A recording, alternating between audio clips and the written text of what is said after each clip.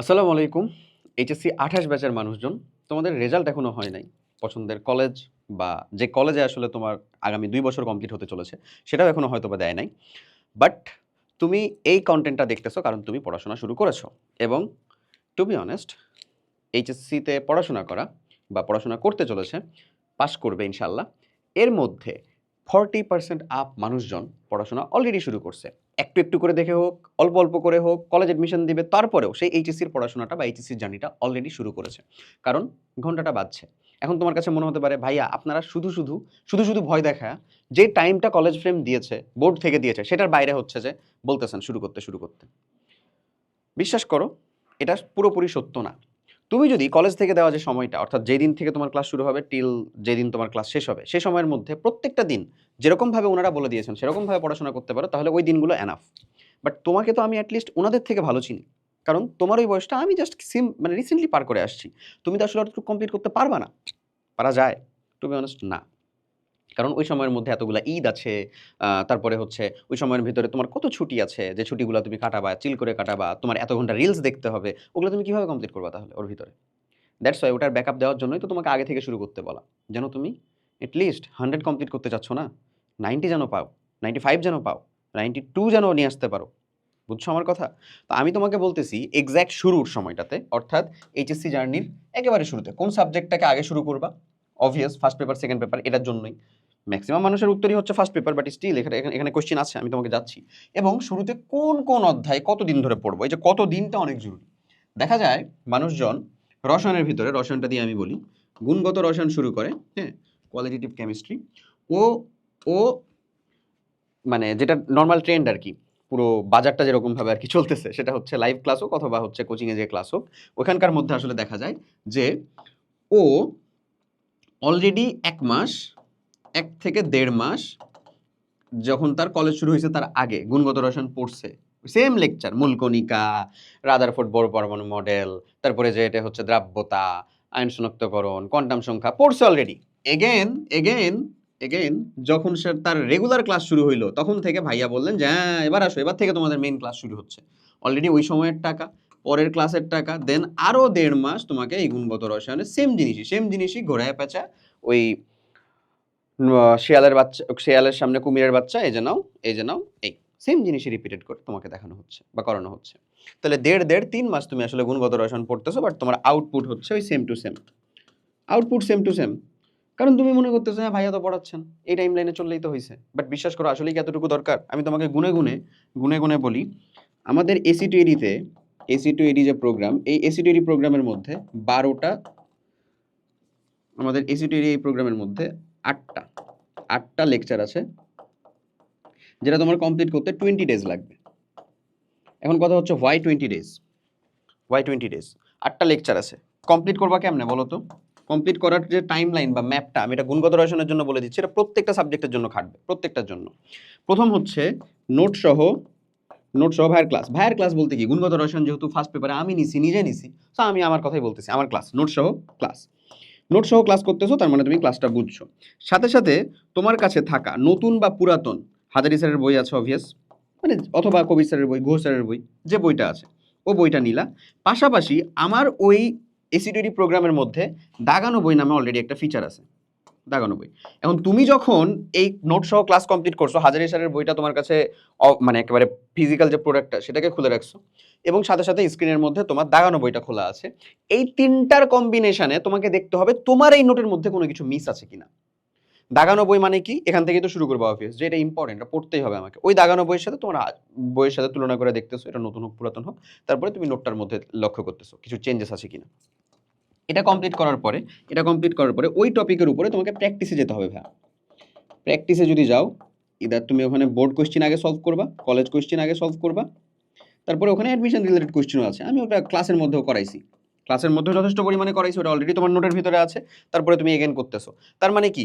Obviously তুমি একদিনেই চাইলে যে একটা করে লেকচার কমপ্লিট করবে এরকম না। আমি প্রতি ২ দিনে একটা লেকচার তোমাকে কমপ্লিট করতে বলতেছি এবং যেটা পসিবল, এট লিস্ট এখন পসিবল। কলেজ নাই। জাস্ট হচ্ছে শুধু তোমার সময় কাটতেছে, তুমি এটা জানো। তুমি পড়াশোনার মোটিভেশন পাচ্ছ না। মাঝে মধ্যে হারাচ্ছ। ওকে, শুরু তো করছো তুমি। এট লিস্ট তুমি কাটো মানুষজনের থেকে কিছুটা হলে আগায়া। গেইনার তুমি একজন। ঠিক আছে?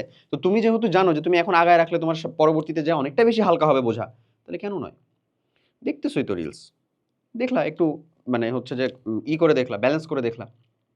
একটু নিজেকে বসাইলা এবং এখানে সবথেকে জরুরি এসএসসিতে তুমি দেখানো পড়াশোনা যেটা করতা, তুমি নার্ড না অথচ দেখাইতা যে তুমি একজন নার্ড বা এরকম টাইপের যে কাজগুলা করতা, ফ্যামিলিতে দেখাচ্ছ, ফ্রেন্ডকে দেখাচ্ছ, ক্লাসে স্যারকে দেখাচ্ছ যে তুমি পড়তেছো অনেক বেশি বাট তুমি আসলে পড়তেছো না। ওই কাজটা আল্লাহর দোহাই লাগে এইচএসসিতে করবা না।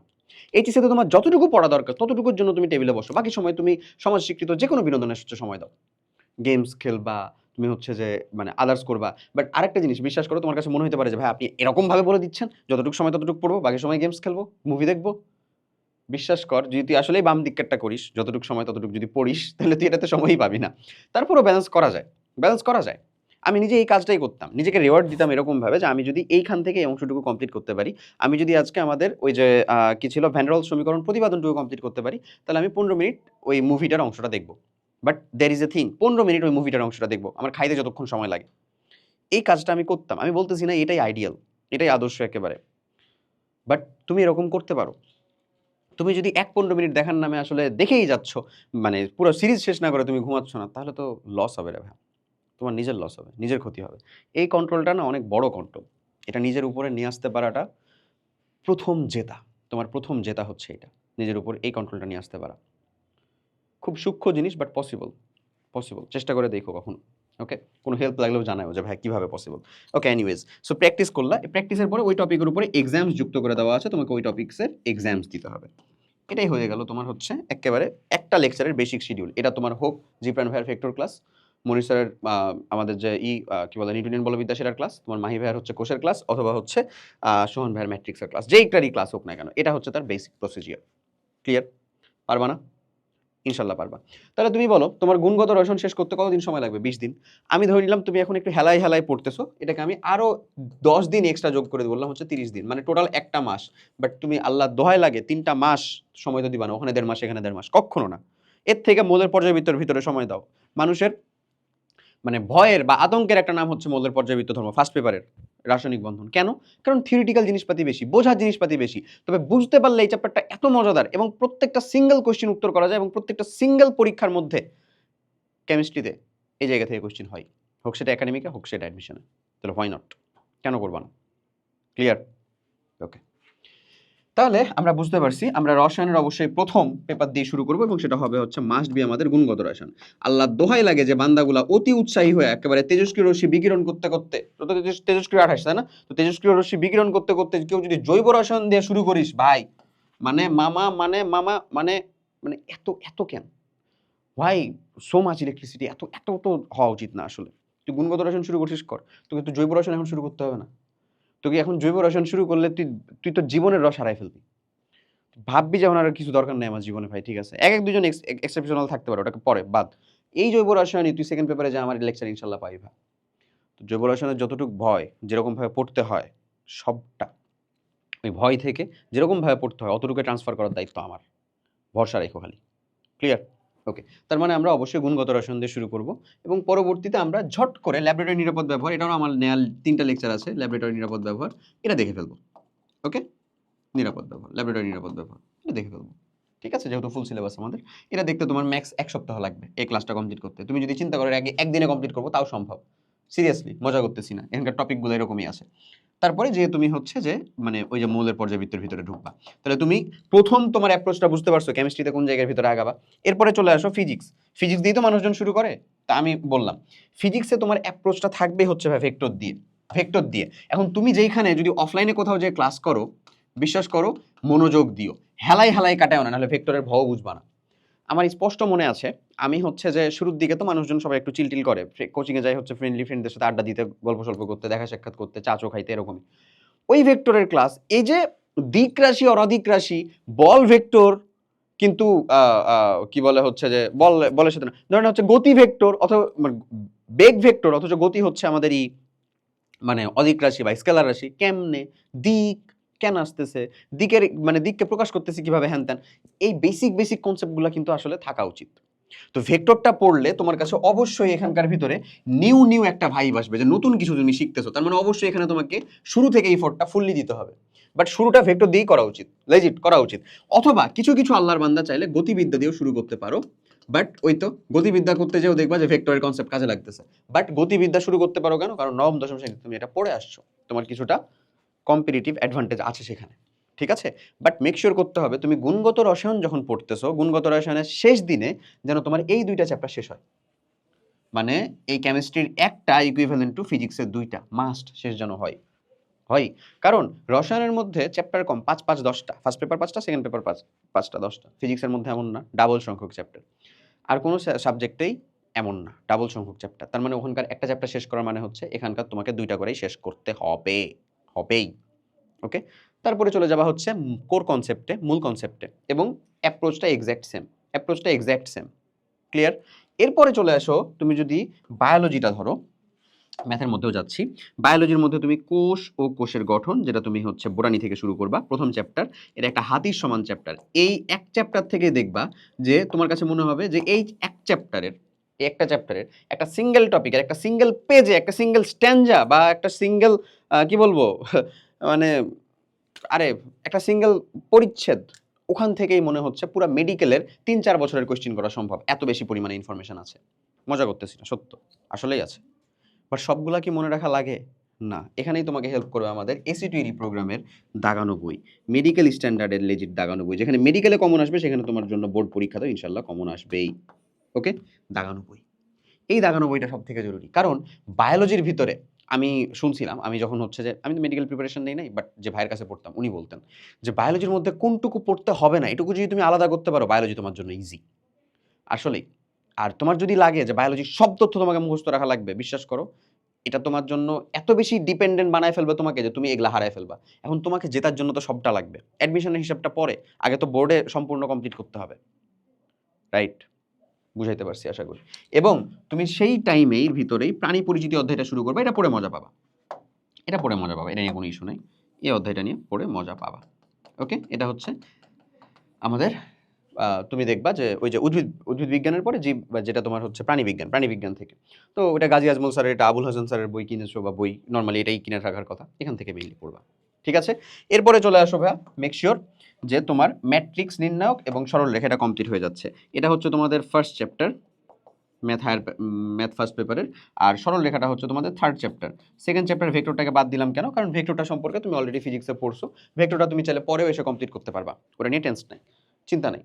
বা যদি তুমি চাও যে না ভাই আমি এখনই কমপ্লিট করবো ভেক্টর, নিতে পারো, বাট আমার পার্সোনাল প্রেফারেন্স হচ্ছে এই দুটাকে কমপ্লিট করা।